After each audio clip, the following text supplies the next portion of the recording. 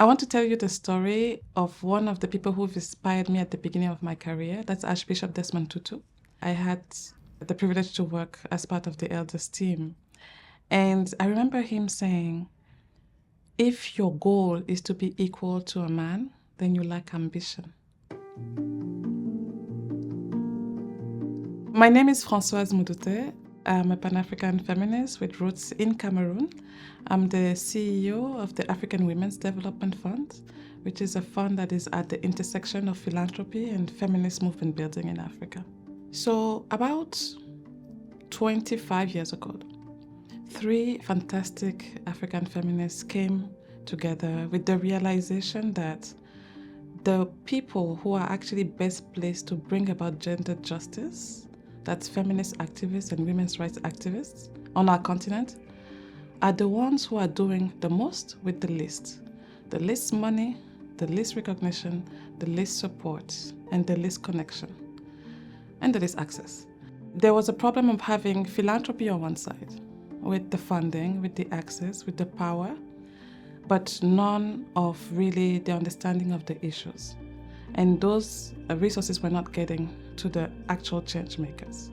So those 3 founders came together with the idea of an African Women's Development Fund, with the purpose of making sure that people from movements, from feminist movements, from the communities that are experiencing oppression can, raise those funds and redistribute them to those change makers, the feminist activists. In the first 22 years of our existence, the African Women's Development Fund has provided around $68 million in grants, and I think that's fantastic. And I'm worried because even at our best, we still are only able to fund about 12 to 15% of the eligible demands for grants that we receive. I think things are getting harder. First, we are in spaces like the Skoll Forum constantly excited by innovation. And so am I.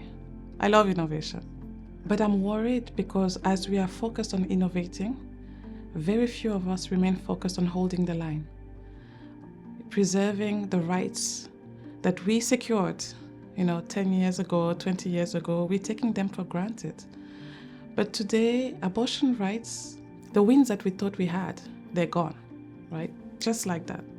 But that doesn't mean I'm not hopeful. I'm hopeful and inspired by the energy of those who are fighting back. The activists, the academics, the thinkers, the doers. I'm hopeful because they continue to find that balance between creating, innovating, and holding the line.